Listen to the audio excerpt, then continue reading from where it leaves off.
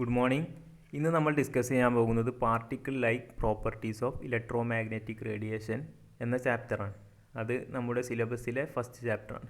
അപ്പോൾ ഈ ചാപ്റ്ററിൽ നമ്മൾ ഡിസ്കസ് ചെയ്യുന്ന കാര്യങ്ങൾ മെയിനായിട്ട് എന്താണ്, ഇലക്ട്രോ മാഗ്നറ്റിക് റേഡിയേഷൻ്റെ പാർട്ടിക്കിൾ ലൈക്ക് ബിഹേവിയറാണ് മെയിനായിട്ട് നമ്മൾ ഡിസ്കസ് ചെയ്യുക. അപ്പോൾ ആദ്യം നമ്മൾ ഈ ചാപ്റ്ററിൽ മുമ്പ് പഠിച്ച ഇലക്ട്രോ മാഗ്നറ്റിക് റേഡിയേഷനെ വേവായിട്ട് ട്രീറ്റ് ചെയ്തതിനെക്കുറിച്ച് ജസ്റ്റ് ഒന്ന് നമ്മൾ പറയും. അതാണ് review of electromagnetic waves. അതായത് ചില ഫിനോമിനകൾ, ഇലക്ട്രോ മാഗ്നറ്റിക് റേഡിയേഷൻ കാണിക്കുന്ന ചില ഫിനോമിനകൾ എന്ത് ചെയ്യാൻ പറ്റില്ല, വേവ് നേച്ചർ വെച്ച് മാത്രമേ എക്സ്പ്ലെയിൻ ചെയ്യാൻ പറ്റുന്നുണ്ടാവുള്ളൂ. അങ്ങനത്തെ ആ ഫിനോമിനകളാണെന്ത് നമ്മളിതിൽ പറയുന്നത്. ഉദാഹരണം പറയുകയാണെങ്കിൽ ഇൻ്റർഫറൻസ്. ഇപ്പോൾ നമ്മൾ വേവുകളൊക്കെ വരച്ചിട്ട് എന്ത് ചെയ്യും, അതിലെ പാത്ത് ഡിഫറൻസ് ഒക്കെ കാണും. അതൊക്കെ വേവ് നേച്ചർ ബേസ് ചെയ്തിട്ടുള്ളതാണ്. പിന്നെ അത്തരം കാര്യങ്ങൾ, ഇൻ്റർഫറൻസ്, ഡൈഫ്രാക്ഷൻ തുടങ്ങിയ വേവ് നേച്ചർ ഉപയോഗിച്ചുകൊണ്ട്, വേവ് നേച്ചറിനെ ബേസ് ചെയ്തുകൊണ്ട് എക്സ്പ്ലെയിൻ ചെയ്യാൻ പറ്റുന്ന ഫിനോമിനകളാണ് ഇതിൽ ഡിസ്കസ് ചെയ്യുക ഈ റിവ്യൂവിൽ. പിന്നെ അത് കഴിഞ്ഞാൽ പിന്നെ particle properties of electro magnetic, particle nature, അതാണ് പിന്നെ നമ്മൾ ഡിസ്കസ് ചെയ്യുക. പാർട്ടിക്കിൾ നേച്ചറിൽ അതായത് ചില ഫിനോമിനകൾ വേവ് നേച്ചർ വെച്ച് നമുക്ക് എന്ത് ചെയ്യാൻ പറ്റില്ല, എക്സ്പ്ലെയിൻ ചെയ്യാൻ പറ്റില്ല.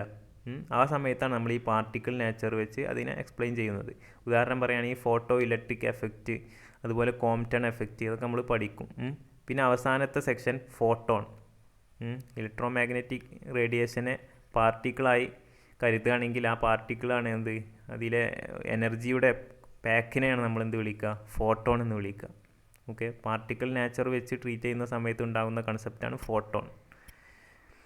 അപ്പോൾ ഇനി നമുക്ക് review of electromagnetic waves first സെക്ഷനിലേക്ക് കടക്കാം.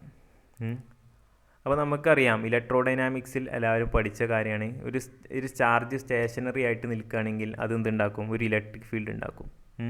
ഇലക്ട്രിക് ഫീൽഡ് ഉണ്ടാക്കണം എല്ലാവർക്കും അറിയില്ലേ. ക്യൂ എന്ന ചാർജ് സ്റ്റേഷനറി ആയി ഒരിടത്ത് നിന്നാൽ r ഡിസ്റ്റൻസ് അകലുള്ള ഇലക്ട്രിക് ഫീൽഡ് എന്താ, 1/4πε0 Q/r². ഇതാണ് ഈ പോയിന്റിലെ, ഈ r ഡിസ്റ്റൻസ് അകലുള്ള പോയിന്റിലെ ഇലക്ട്രിക് ഫീൽഡ്. ഇനി സ്റ്റഡി കറൻറ്റ്. അപ്പോൾ stationary charge constant electric field ഉണ്ടാക്കുക. ഇനി സ്റ്റഡി കറൻറ്റ് ആണെങ്കിലോ, സ്റ്റഡി കറൻറ്റ് എന്ന് പറഞ്ഞാൽ കോൺസ്റ്റൻ്റ് ആയ കറൻറ്റ്. ഒരു കണ്ടക്ടറിലൂടെ കറൻറ്റ് ഫ്ലോ ചെയ്യുകയാണെങ്കിൽ r ഡിസ്റ്റൻസ് അകലെയുള്ള P എന്ന പോയിന്റിൽ എന്താണ് മാഗ്നറ്റിക് ഫീൽഡ് ഉണ്ടാവുക, B = μ0I/2πr. ഇതായിരിക്കും ഈ പോയിന്റിലെ ഇത് കോൺസ്റ്റൻ്റ് ആണ്. ഇതെല്ലാം കോൺസ്റ്റൻ്റ് അല്ല, I കോൺസ്റ്റൻറ്റ്, എല്ലാം കോൺസ്റ്റൻ്റ് ആണ്. അപ്പോൾ സ്റ്റഡി കറൻറ്റ്, അതായത് കോൺസ്റ്റൻറ്റ് കറൻറ്റ് ഉണ്ടാക്കൽ കോൺസ്റ്റൻറ്റ് മാഗ്നറ്റിക് ഫീൽഡാണ്. ഇനി ഇലക്ട്രോ മാഗ്നറ്റിക് റേഡിയേഷൻ എപ്പോഴാണ് ഉണ്ടാവുക,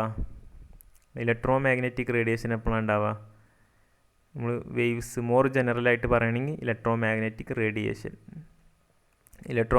റേഡിയേഷൻ എങ്ങനെയാണ് ഉണ്ടാവുക, നമ്മുടെ ചാർജ് ആക്സിലറേറ്റ് ചെയ്യുമ്പോഴാണ് ഇലക്ട്രോ മാഗ്നറ്റിക് റേഡിയേഷൻ ഉണ്ടാവുക. സ്റ്റേഷനറി ആണെങ്കിൽ constant electric field, study current ആണെങ്കിൽ, അതായത് കോൺസ്റ്റൻറ്റ് വെലോസിറ്റിയിലാണ് ചാർജുകൾ മൂവ് ചെയ്യുന്നുണ്ടെങ്കിൽ അപ്പോഴാണ് സ്റ്റഡി കറൻറ്റ് ഉണ്ടാവുക. സ്റ്റഡി കറൻ്റ് ആണെങ്കിൽ കോൺസ്റ്റൻറ്റ് മാഗ്നറ്റിക് ഫീൽഡ്. ഈ ചാർജ് എന്ത് ചെയ്തു, വെറുതെ മൂവ് ചെയ്താൽ പോരാ, എന്താണ്, ആക്സിലറേറ്റ് ചെയ്യുകയാണെങ്കിൽ ഇലക്ട്രോ മാഗ്നറ്റിക് റേഡിയേഷൻ ഉണ്ടാവും. അപ്പോൾ നമുക്ക് അതിനെ ഒരു ജനറൽ ഇലക്ട്രോ മാഗ്നറ്റിക് റേഡിയേഷൻ പല നിലക്കുണ്ടാവും, പല രീതിയിലുണ്ടാവും. പ്ലെയിൻ വേവ് ഉണ്ടാവും, പല രീതിയിലുണ്ടാവും. അപ്പോൾ നമ്മുടെ അതിൻ്റെ സോഴ്സിൻ്റെ നേച്ചർ എങ്ങനെയാണോ അതിനനുസരിച്ചായിരിക്കും നമ്മുടെ ഉണ്ടാവുന്ന ഇലക്ട്രോ മാഗ്നറ്റിക് റേഡിയേഷൻ്റെ നേച്ചർ ഉണ്ടാവുക. അപ്പോൾ ഒരു വളരെ ഐഡിയലായിട്ട് പഠിക്കാൻ വേണ്ടി ഏറ്റവും എളുപ്പമുള്ളൊരു മോഡലാണ് പ്ലെയിൻ വേവ്. പ്ലെയിൻ വേവ് എന്ന് പറഞ്ഞാൽ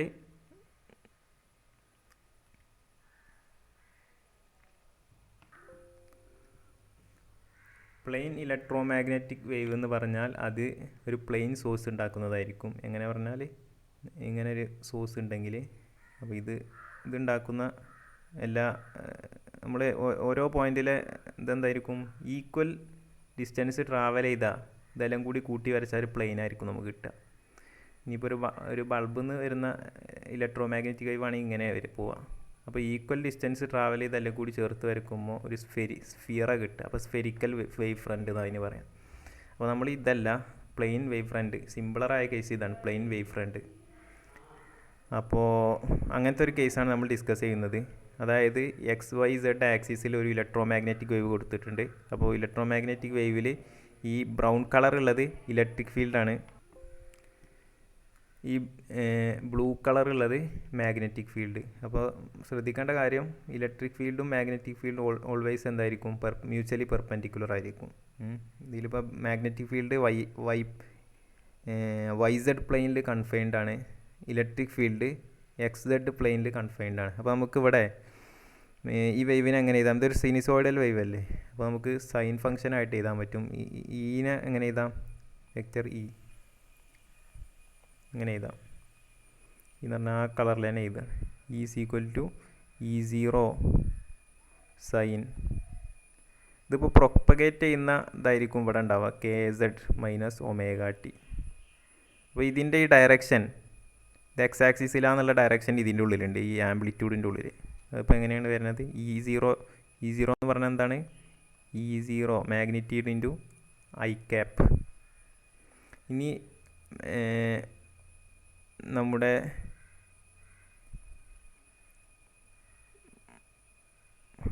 മാഗ്നറ്റിക് ഫീൽഡ് ഇങ്ങനെ എഴുതാം, ഈ ബ്ലൂ കളർ ഉള്ളത്. B=B0 sign KZ - ωt.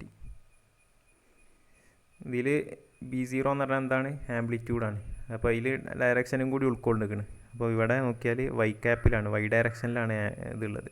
അപ്പോൾ B0 magnitude into J cap. അപ്പോൾ ഇത് നോക്കിയാൽ മനസ്സിലാകും, ഇത് സെഡിൻ്റെയും ടീൻ്റെയും ഫംഗ്ഷനാണ്, അതായത് പൊസിഷൻ്റെയും ടൈമിൻ്റെയും ഫംഗ്ഷനാണ്. നമ്മളിപ്പോൾ ഇവിടെ ഒരു പൊസിഷൻ നമ്മൾ സെലക്ട് ചെയ്താൽ, Z ആക്സിസിൽ ഒരു പൊസിഷൻ സെലക്ട് ചെയ്താൽ അങ്ങനെ പിന്നെ Z ഫിക്സ് ചെയ്താൽ പിന്നെ ഏതാ മാറുക? ടൈം മാത്രം മാറുക. അതായത് ഈ പോയിന്റിൽ പിന്നെ ഇങ്ങനെ ഇതിങ്ങനെ ആംപ്ലിറ്റ്യൂഡ് ഇങ്ങനെ മാറി മാറി വരും. ആംപ്ലിറ്റ്യൂഡല്ല, ഇതിൻ്റെ വൈബ്രേഷൻ ഇങ്ങനെ ഇതായി വരും. അപ്പോൾ മൊത്തത്തിൽ പറയുകയാണെങ്കിൽ ഇങ്ങനെ ഒരു വേവ് ആണെങ്കിൽ ആ വേവ് ഇങ്ങനെ മൂവ് ചെയ്തുകൊണ്ടിരിക്കുക. അപ്പോൾ നമ്മളൊരു പോയിന്റ് കൺസിഡർ ചെയ്യുകയാണെങ്കിൽ അടുത്ത ഇൻസ്റ്റൻറ്റിൽ ഇവിടുത്തെ ഇത് ഇത്ര ആയിട്ട് ഉണ്ടാവും, ഇങ്ങനെ ആയിട്ടുണ്ടാവും വേവ്. അടുത്ത ഇൻസ്റ്റൻറ്റിൽ ഇങ്ങനെ ആയിട്ട് അങ്ങനെ കുറഞ്ഞു പോകും. അങ്ങനെയാണ് ഉണ്ടാവുക. അപ്പോൾ ഈ ആംപ്ലിറ്റ്യൂഡ് മൂവ് ചെയ്യുന്ന പോലെ നമ്മൾ കരുതണ്ടി. അപ്പോൾ നമ്മൾ നോക്കുന്ന സമയത്ത് നമുക്ക് അങ്ങനെ ഫീൽ ചെയ്യുക, ഈ പീക്ക് ഇങ്ങനെ അങ്ങോട്ട് മൂവ് ചെയ്യുന്ന രീതിയിൽ. ഇനി ഇവിടെ K എന്ന് പറഞ്ഞാൽ എന്താ? വേവ് നമ്പറാണ്. അതിന് നമുക്ക് ഇങ്ങനെ എഴുതാം, വേവ് നമ്പർ =2π/λ.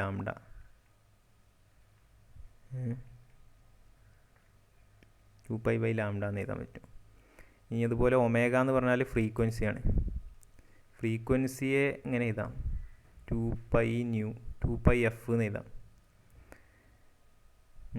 പിന്നെ സാധാരണ എല്ലാവർക്കും അറിയുന്ന റിലേഷൻ ഉണ്ട് വേവിൻ്റെ കേസിൽ, V=νλ f λ അങ്ങനെ എഴുതാം. അങ്ങനെ റിലേഷൻ. വെലോസിറ്റി അങ്ങനെ. അപ്പോൾ ഇലക്ട്രോ മാഗ്നറ്റിക് വേവിൻ്റെ വെലോസിറ്റി എന്താണ്? c ആയിരിക്കും എപ്പോഴും. c എന്ന വെലോസിറ്റി ആയിരിക്കും. ഓക്കെ. നൗ ഇനി energy carried by electromagnetic wave. Energy carried by electromagnetic wave.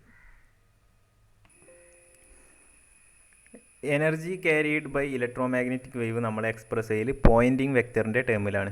Poynting vector ഇലക്ട്രോ ഡൈനാമിക്സിൽ പഠിക്കുന്ന കാര്യമാണ്. എന്ത്? It is represented by S. Vector S E×B/μ0. അപ്പോൾ നമ്മൾ ചൂസ് ചെയ്ത ഇലക്ട്രോ മാഗ്നറ്റിക് വേവിൻ്റെ Eയും Bയും അവിടെ കൊടുക്കുക. അപ്പോൾ നമുക്കത് കിട്ടും. അപ്പോൾ അതായത് എനർജി ഫ്ലോ ആണ് അത് തരിക. അപ്പോൾ നമ്മൾ ചൂസ് ചെയ്ത ഇത് കൊടുക്കുമ്പോൾ എങ്ങനെ വരിക? E0 sign KZ - ωt I cap. ഇവിടെ E0 ഇതെന്നുള്ളത് ഇവിടെ I ക്യാപ്പ് ഉണ്ടല്ലോ. ക്രോസ് B എന്താണ്? B0 sign KZ - ωt J cap /μ0. അതിലിപ്പോൾ ക്രോസ് പ്രൊഡക്റ്റ് എന്ന് പറഞ്ഞാൽ ഇതിന് മാത്രമേ വരുള്ളൂ. ഐയും ജെയും മാത്രമേ cross പ്രൊഡക്റ്റിൽ പങ്കെടുക്കേണ്ട ഡയറക്ഷനുകളുള്ളൂ. മറ്റേയൊക്കെ മാഗ്നിറ്റ്യൂഡുകളല്ലേ.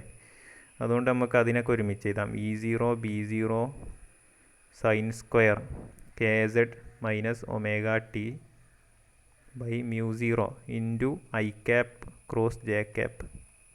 I cap cross j cap എന്താണ്? നമുക്ക് ഈ ഇങ്ങനല്ലേ, i j k, i cap j cap k cap, i ക്രോപ്പ് ഇങ്ങനെ ക്ലോക്ക് വൈസ് ആയിട്ട് കണക്ട് ചെയ്യാൻ പറ്റും. ഐ ക്യാപ്പും ജെ ക്യാപ്പും കൂടി ക്രോസ് പ്രൊഡക്റ്റ് എടുത്താൽ കെ ക്യാപ്പാണ് കിട്ടുക. കെ ക്യാപ്പും ഐ ക്യാപ്പ് എടുക്കുമ്പോൾ ജെ ക്യാപ്പാണ് കിട്ടുക. തിരിച്ചെടുക്കുകയാണെങ്കിലോ j cap cross i cap minus K cap. അപ്പോൾ ഈ ക്ലോക്ക് വൈസ് ഓർഡർ പ്രിസർവ് ചെയ്യുകയാണെങ്കിൽ പോസിറ്റീവായിട്ട് അടുത്ത ടേം വരും. അപ്പോൾ ഇവിടെ കെ ക്യാപ്പാണ് വരിക. അതാണ് എസ് വെക്റ്റർ, പോയിൻറ്റിങ് വെക്റ്റർ. ഈ പോയിൻറ്റിങ് വെക്റ്റർ കൊണ്ട് എന്താ ഉദ്ദേശിക്കുന്നത്? Energy flowing per unit area per unit time. അതായത് നമ്മൾ ഇവിടെ ഒരു ഡിറ്റക്ടർ വെക്കുകയാണ്. ഇവിടെ ഇതിങ്ങനെ കുറേ വേവുകൾ ഇങ്ങനെ വരികയാണ്. അപ്പോൾ നമ്മളിവിടെ ഒരു ഡിറ്റക്ടർ വെക്കുമ്പോൾ ആ ഡിറ്റക്ടറിൻ്റെ യൂണിറ്റ് ഏരിയ ഒരു സെക്കൻഡിൽ യൂണിറ്റ് ഏരിയയിൽ ഇത്ര എനർജി ഇതാകുന്നുണ്ടാവും, ഫ്ലോ ചെയ്യുന്നുണ്ടാവും. അപ്പോൾ ഈ ശ്രദ്ധിച്ചാൽ കാണാം, ഈ എനർജി എന്താണ്? ഒരു സൈനിസോയിഡൽ ഫംഗ്ഷനാണ്, സൈനിനെ സ്ക്വയർ ചെയ്തൊരു ഫംഗ്ഷനാണ്. അതായത് ഓരോ സമയത്തും ഈ എനർജിയും മാറും.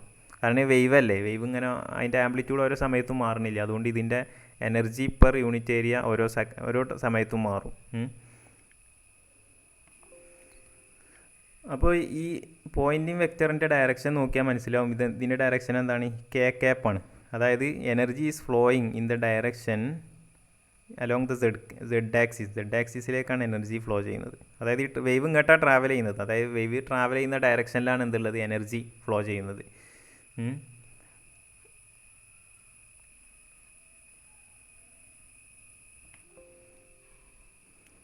അപ്പോൾ ഇതെന്താണ്? ഒരു സെക്കൻഡിൽ യൂണിറ്റ് ഏരിയയിലൂടെ ഫ്ലോ ചെയ്യുന്ന എനർജിയാണ്. അപ്പോൾ നമുക്ക് ഇവിടുന്ന് പവർ ഉണ്ടാക്കാം. ഇൻസ്റ്റൻറ്റേനിയസ് പവർ എങ്ങനെ എഴുതാം? Instantaneous power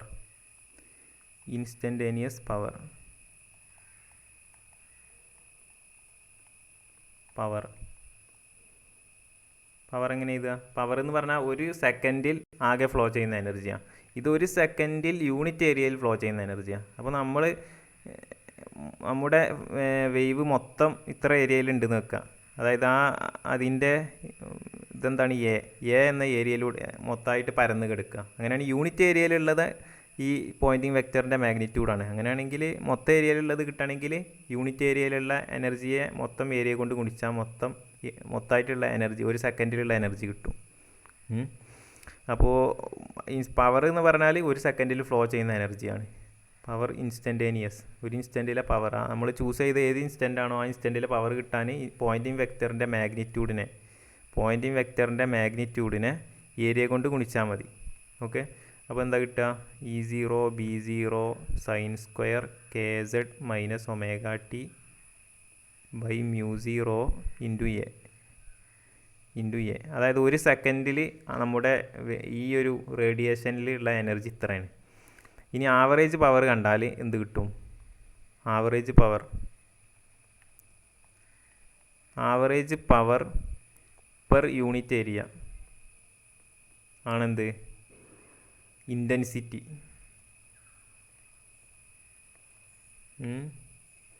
average power per unit area. നമ്മൾ ആവറേജ് പവർ കണ്ടിട്ട് അതിനെ ആകെ ഏരിയ കൊണ്ട് ഗുണിച്ചാൽ എന്ത് കിട്ടും? ഇൻറ്റൻസിറ്റി കിട്ടും.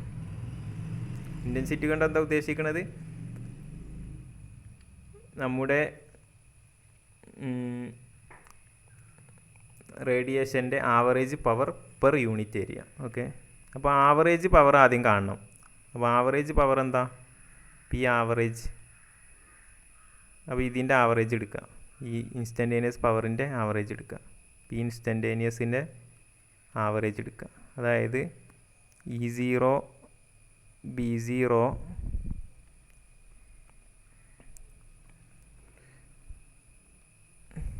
Sign square KZ minus omega T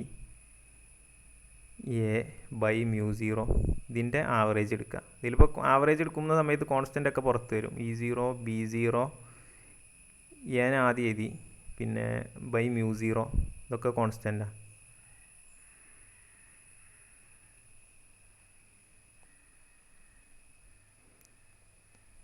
B0 A by mu 0 ബാക്കിയൊക്കെ കോൺസ്റ്റൻ്റാണ്. പിന്നെ ഈ സൈൻ സ്ക്വയറിൻ്റെ ആവറേജ് മാത്രം എടുത്താൽ മതി. അപ്പോൾ ടൈമിൽ ഇവിടെ വേരി ചെയ്യുന്നത് എന്താണ്? ഈ സൈൻ സ്ക്വയർ മാത്രമാണ്. അപ്പോൾ അതിൻ്റെ ആവറേജ് മാത്രം എടുത്താൽ മതി. ഓക്കെ, പിന്നെ ആവറേജ് സൈൻ സ്ക്വയർ തീറ്റൻ്റെ ആവറേജ് എന്താണ്, ഒരു പീരീഡിലെ ആവറേജ് സൈൻ സ്ക്വയറിൻ്റെ ആവറേജ് E0 B0 A/, അതൊരു കോൺസ്റ്റൻ്റ് ആണ്. ബാക്കിയുള്ളത് ഇതിൻ്റെ ആവറേജ് എന്താ വരിക, ആവറേജിനെ നമ്മൾ ഇങ്ങനെ സൂചിപ്പിക്കുന്നത്, അതിൻ്റെ ടൈം ആവറേജ് എന്താ 1/2 ആണ്. അപ്പോൾ E0 B0 A/2 μ0 ഇതാണ് എന്ത് ആവറേജ് പവർ. ഓക്കെ, ഇനി നമുക്ക് മറ്റൊരു റിലേഷൻ ഉണ്ട്, ഇലക്ട്രോഡൈനാമിക്സ് പഠിച്ചതായിരിക്കും. ആംപ്ലിറ്റ്യൂഡിനെ എങ്ങനെ കണക്ട് ചെയ്യാം, amplitude of B and E ഇങ്ങനെ കണക്ട് ചെയ്യാം. എങ്ങനെ, B0 = E0/c. ബി എപ്പോഴും ചെറുതായിരിക്കും, സി മടങ്ങ് ചെറുതായിരിക്കും, ഈൻ്റെ സി മടങ്ങ് ചെറുതായിരിക്കും എന്ത് B0, അതാണിത്. അപ്പോൾ അത് ഇവിടെ കൊടുത്താൽ എന്ത് കിട്ടും,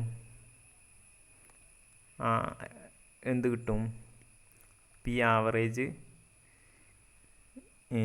ഇതിൻ്റെ ടേമിൽ കിട്ടും, E0 ടേമിൽ കിട്ടും. അപ്പോൾ B0ക്ക് പകരം E0/2 എന്ന് കൊടുത്താൽ 2 E0 വരും, E0² 2 A/ പിന്നെ × 2 μ0, E0² A/4 μ0 എന്ന് വരും. അപ്പോൾ ഇനി ഇൻറ്റൻസിറ്റി എന്താണ്, നമ്മൾ പറഞ്ഞു ആവറേജ്, പി ആവറേജ് ബൈ ഏരിയയാണ്, യൂണിറ്റ് ഏരിയ. മൊത്തം ഏരിയ കൊണ്ട് ഗുണിച്ചാൽ യൂണിറ്റ് ഏരിയയിലായി. അപ്പോൾ ഈ എയും വെട്ടിപ്പോയ പിന്നെ എന്താ വരിക, E0² 4 μ0. ഇതാണ് എന്ത് intensity of electromagnetic wave. Sorry ഇവിടെ ഒരു കാര്യം നമ്മൾ സി എഴുതാൻ വിട്ടുപോയി. ഇവിടെ ഒരു സി ഉണ്ടല്ല, B0 നമുക്ക് E0/c എന്ന് എഴുതുകയാണെങ്കിൽ ഇവിടെ എന്തുണ്ടാവും, E0/c ഉണ്ടാവും, ഇവിടെ ഒരു സി ഉണ്ടാവും, ഇവിടെയൊക്കെ ഒരു സി ഉണ്ടാവും, E0² 4 μ0 c. ഇതാണ് എന്ത് ഇൻറ്റൻസിറ്റി ഓഫ് ഇലക്ട്രോമാഗ്നറ്റിക് വേവ്. അപ്പോൾ ഇത്രയും കാര്യങ്ങളാണ് നമ്മൾ ഈ വളരെ പ്രിലിമിനറി ആയ കാര്യങ്ങളാണ് പറഞ്ഞത്. ഇനി നമുക്ക് അടുത്ത വീഡിയോയിൽ ബാക്കി ഡിസ്കസ് ചെയ്യാം. Thank you.